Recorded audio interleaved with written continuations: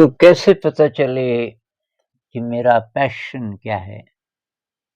ये किसी ने सवाल पूछा है। दरअसल प्रॉब्लम ये है कि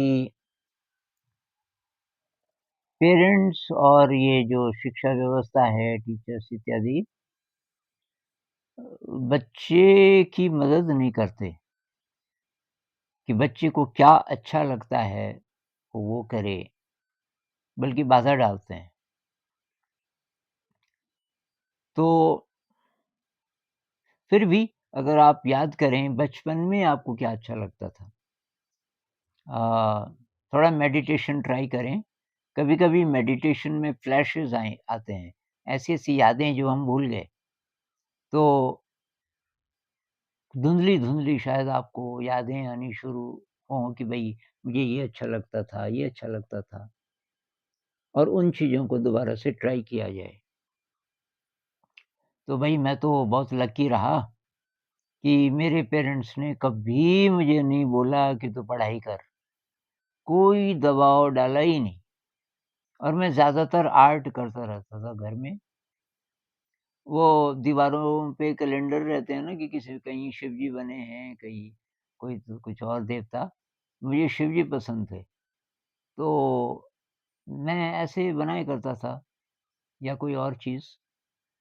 तो एक बार मैंने शिव जी बनाए, तो माँ जी ने बहुत तारीफ़ कर दी कि ये साँप तो असली लग रहा है, शिव जी के गले में। तो मेरे लिए बहुत बड़ी बात थी। एक बार उस ज़माने में ब्लैक एंड व्हाइट फ़ोटो होते थे, तो मेरे बड़े भाई साहब और वो घर भी आए हुए थे उन दिनों, मैं उनका चित्र बना रहा था, ब्लैक एंड व्हाइट ही रंग से। एक रंग का डिब्बा होता था हमारे पास, उसमें गोल-गोल टिकियाँ होती थी और एक ब्रश। तो ये मुझे नहीं पता चला कि भाई कब पीछे खड़े हो गए। मुझे डाँटने लगे, "ये क्या कर रहा है?" मैं कक्षा 6-7 में पढ़ता हूँगा। मैंने कहा, मैं तो आप ही को बना रहा हूँ।" तो उन्होंने देखा, उन्होंने कहा कि, "ऐसा हूँ मैं? बेकार टाइम वेस्ट करता है।" जब मैंने कहा अच्छा मैं माँ को पूछता हूँ, चलो आप मेरे साथ, अगर माँ पहचान लेगी इसका मतलब मैंने सही बनाया। तो मैं गया और माँ ने दूर से ही मेरे भाई का नाम लिया कि ये तो तू ही है कि?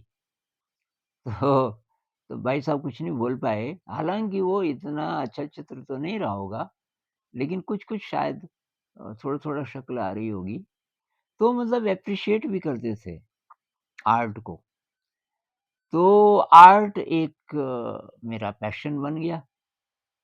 वो बीच में फिर कॉलेज जब मैं गया तो साइंस का स्टूडेंट था शुरुआत में, बाद में बीमार भी हो गया। वो मेरा सबसे लो वाला दौर रहा जब मैं अपना कोई शौक, किसी भी शौक से जुड़ा हुआ नहीं रहा। अच्छा संगीत भी मेरा बचपन से ही था। अब वो कहाँ से आया पता नहीं। एक तो मेरे पिताजी गाते थे कभी-कभी। अ, कुछ शास्त्रीय अंदाज में। तो शायद वो और पता नहीं कहाँ-कहाँ से, लेकिन संगीत का और संगीत बनाने का एक शौक वो भी था जो अब काम आया। तो मुझे याद है मैं 5th-6th में पढ़ता होऊँगा और मुझे वो कविता मिली एक वो शिवाजी के साथ होते थे ना एक भूषण कवि शायद, तो उनकी एक कविता उसका जो छंद है जिस प्रकार का अ तारा सो तरनी धूरी धारा में लगत जिमि थारा पर पारा पारो वारा यूँ हलत है, ये वाला। इसी पे मैंने इसी प्रकार की एक कविता बनाई अपने गाँव पे, कुछ लोगों को सुनाई भी। तो ये भी शौक था। तो आर्ट का शौक था, संगीत का शौक था और किसी ने दबाया नहीं उसको। मेरे पेरेंट्स ने कभी ख़ासकर आर्ट का, क्योंकि मैं आर्ट बहुत-बहुत देर वही करता रहता था। फिर साहित्य का शौक कैसे पैदा हुआ पता नहीं, पर मेरे भाई लोग उस ज़माने में फ़िल्में तो होती नहीं थी, तो उपन्यास होते थे। ये जो कहानियाँ हैं, तो पूरी-पूरी कहानी एक किताब में। ये पॉपुलर रोमांटिक तरीके की कहानियाँ, लेकिन अब जब वो जाते थे तो वो किताब घर ही छोड़ देते थे। तो पहली किताब मैंने पढ़ी, मैं कक्षा 5 या 6 में था और मुझे याद है वो कुशवाहा कांत कोई थे उस ज़माने के और मद भरे नैना ये नाम था उसका। पूरी किताब 200 से ज़्यादा पेज मेरे ख़्याल से, और पूरी पढ़ी मैंने और मैं बहुत रोया। ट्रेजेडी थी। मतलब कक्षा 5 का बच्चा 200 पेज की कहानी पढ़ सकता है, उसको अगर आप मौका दो। ये मुझे तब पता चला कि हम बच्चे की क्षमताओं को अंडर एस्टिमेट करते हैं। तो ये भी था, और तो ये साहित्य का थोड़ा-थोड़ा शौक। अब बात ये है कि अगर आप पैशन का ये मीनिंग ले रहे हैं कि ऐसी कोई चीज़ जिसको हम करें और जिससे थोड़ा पैसा भी आ जाए, पैसा वगैरह तो भूलना पड़ेगा आपको। पैशन है तो पैशन है बस। तो फिर गुज़ारा कैसे चलेगा? अरे भई भरोसा रखो, हमसे बड़ी शक्तियाँ भी हैं। हम अ, अपनी मर्ज़ी से इस दुनिया में जानबूझ करके ये जो कॉन्शियस माइंड है, इसकी इच्छा से थोड़ी आए। हम कहाँ से आए मिस्ट्री है ना, रहस्य है, फिर कहाँ चले जाएँगे। तो इसलिए आप अपनी ज़िंदगी के सारे फ़ैसले खुद ही कर सकते हो, खुद ही करने चाहिए। मैं तो इस बात को मानता नहीं। अपने आप रास्ता मिलता जाएगा। आप ढूँढो, क्या सीखना चाहते हो? तो ये जो सीखने की चीज़ है, कि मुझे सीखना है, ये है असली चीज़। तो एक बार एक दोस्त वो हिंदी साहित्य से पढ़े हुए थे, प्रोफ़ेसर थे कहीं, और ऐसे ही फ़ोन पे बातचीत हुई, और मैंने कुछ साल पहले की बात है। मैंने ये उर्वशी पढ़ी थी, दिनकर जी की नई-नई। तो उर्वशी उनके सिलेबस में रही होगी शायद एमए वग़ैरह में। मैंने कहा यार क्या कमाल की कविता है उर्वशी, और मैं उसकी इंटरप्रिटेशन बताने लगा। ये धरती और स्वर्ग का मिलन है, क्योंकि उर्वशी स्वर्ग की अप्सरा है किसी दूसरे जगत की, और पुरूरवा इस धरती के राजा हैं। तो हमारे अंदर ये जो 2 प्रकार की अ, चीज़ें हैं, एक अतीन्द्रिय और एक इंद्रिय, और इन दोनों का उसने कहा कि ये मीनिंग कहाँ से आया आपके दिमाग में? ये तो किसी ने बोला ही नहीं। मैंने कहा भई ये तो मैं लगा रहा हूँ इसका मतलब। तो उसको बहुत आश्चर्य हुआ कि ऐसे-ऐसे मीनिंग तुम्हारे दिमाग में कहाँ से आ रहे हैं? तो शायद इसका कारण ये था कि एक तो डर नहीं था, एक कोई बाउंड्री नहीं थी कि जो दूसरे लोग कहते हैं वही होता है मीनिंग, और आप अपने आप अपना मीनिंग नहीं लगा सकते। तो ये जहाँ तक ये नौकरी वाली बात है, मैंने तो छोड़ी। मेरी तो जो पहली जॉब है वो लेक्चरशिप की थी, वो मैंने छोड़ा। मैंने कुछ वीडियोज़ 2-3 वीडियोज़ में ये बात बताई है, जब मैं शांति निकेतन गया तो जॉब छोड़ के गया। बिल्कुल असुरक्षित, और एक ऐसी जगह कि जहाँ मुझे भाषा भी नहीं आती। शांति निकेतन चला गया, वहाँ कहाँ रहूँगा, कहाँ खाऊँगा, पैसे कहाँ से आएँगे, कुछ नहीं सोचा। और क्योंकि मैं वहाँ गया तो तब मेरी दिव्य यात्रा शुरू हुई, क्योंकि तब उसी कारण से मैं ऋषि वैली भी गया। ये लंबी कहानी है, मैंने बताई है किसी वीडियो में कि जे कृष्णमूर्ति जी का पता मुझे शांति निकेतन में चला। तो ये जो यात्रा है जीवन की,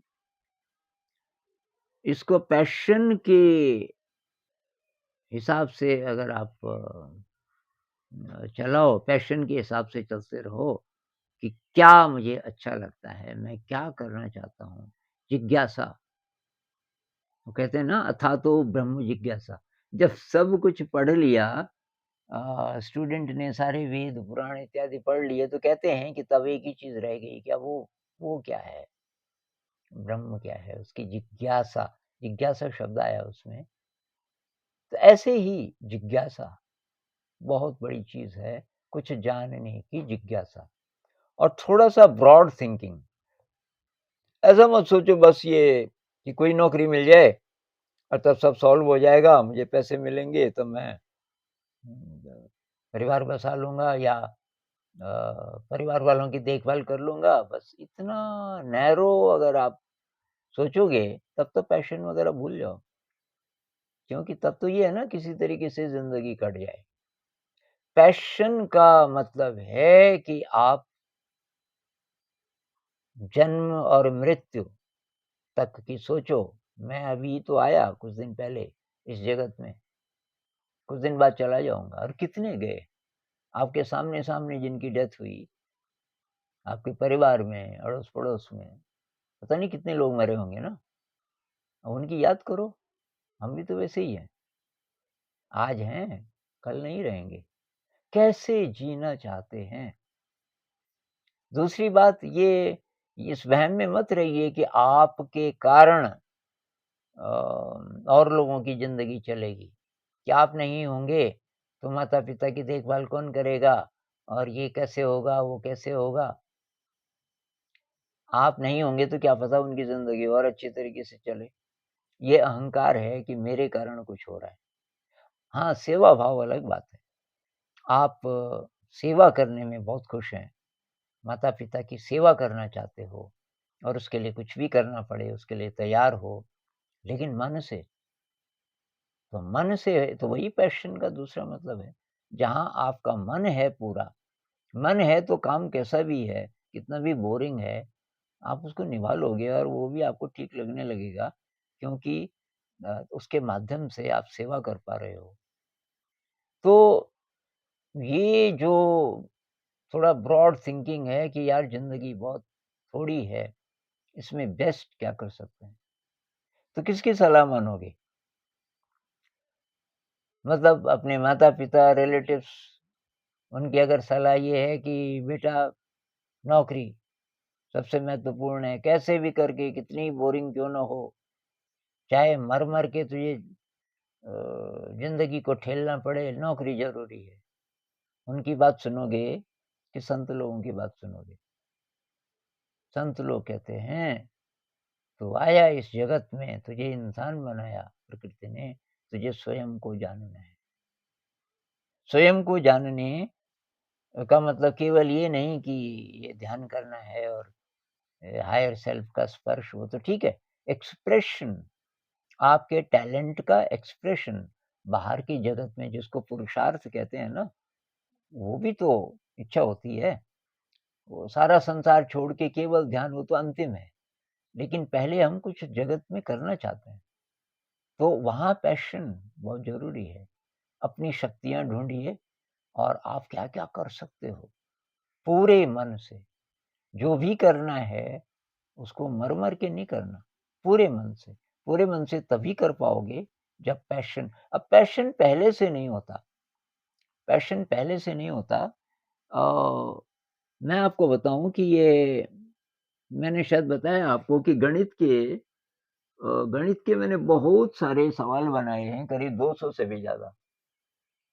एक फ़ाइल है मेरे पास 200 से भी ज़्यादा इस प्रकार के। इसके दोनों तरफ एक-एक सवाल है। ये जो चित्र आप देख रहे हो, ये मैंने खुद बनाए। कहीं से नहीं लिए इंटरनेट वगैरह से। अब क्या पता कहीं हो इंटरनेट में और लोगों ने भी ऐसा सोचा होगा, पर ये मेरी सोच है। लेकिन ये हुआ अभी पिछले 3 सालों में।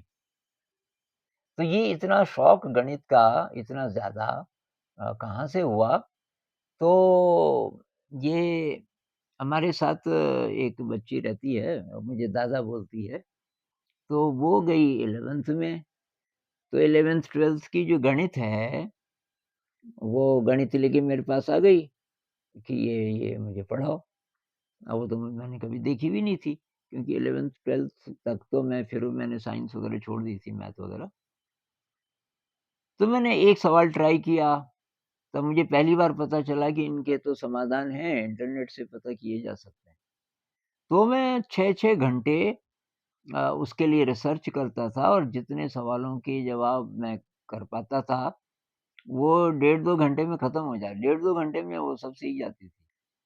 तो वो जो मैंने मेहनत की और उसमें मुझे रस आने लगा, जब मुझे सवालों के हल आने लगे, सारी गणित कर दी। 11th की, 12th की एक भी सवाल नहीं छोड़ा। सब मेरे लिए नया था ज़्यादातर। उसके बाद तब वो तो 12th कर गई, बहुत अच्छे मार्क्स आए। लेकिन तब तक मेरा शौक डेवलप हो गया था। मैं सोचने लगा कि अपने बच्चों के लिए क्या किया जा सकता है? तो ये जो गणित है, इसमें वही सूत्र हैं जो कक्षा 8 तक हैं। पाइथागोरस है और ये चतुर्भुज वगैरह हैं, चतुर्भुजों के जो क्षेत्रफल के सूत्र वगैरह-वगैरह। इन्हीं पर बेस्ड और क्योंकि इसमें रंग है, चित्रकारी का शौक मुझे पहले से था, तो ये इकट्ठा हो गया, गणित और चित्रकारी। और धीरे-धीरे इसमें मुझे बहुत मज़ा आने लगा। तो जो पैशन कि भई बिल्कुल इसके इसके बिना मुझे अधूरा-सा लगने लगे, ये थोड़ा बाद में हुआ। अ, तो पैशन एकदम पहले दिन से नहीं होगा। धीरे-धीरे जैसे-जैसे साइकिल चलाने का देख लो आप। साइकिल चलाना जब हम सीखते हैं ना, तो पहले तो चोट लगती है। पहले तो चोट लगती है और ये भी हो सकता है कि आपका 100% मन ना हो, कोई दोस्त ले गया हो, "भई तू भी सीख ले, काम आएगा" और आपको ज़्यादा कुछ लग नहीं रहा उसमें। फिर आप ट्राई करते हो, गिरते हो, चोट लगती है, थोड़ा-सा लगता है कि क्या पता मैं सीख सकता हूँ, ज़रा और ट्राई करते हो और ट्राई करते हो। 4-5 दिन में ज़रा-ज़रा आप चलाने लगते हो और फिर उसके बाद धीरे-धीरे मज़ा आने लगता है। जब मज़ा आना शुरू हो गया, बस तो पैशन बन जाता है फिर। तो आप चीज़ों को थोड़ा छेड़िए, क्या-क्या आपको पसंद है। फ़िलहाल ये भूल जाइए कि ये ज़िंदगी में कहाँ काम आएगा कि नहीं आएगा। सब यहाँ मारे जाते हैं लोग, कि ये काम क्या आएगा। तो भई आपको मज़ा आ रहा है, सबसे बड़ी चीज़ वो है, आपको मज़ा आ रहा है। तो और मज़ा पहले दिन से नहीं आएगा।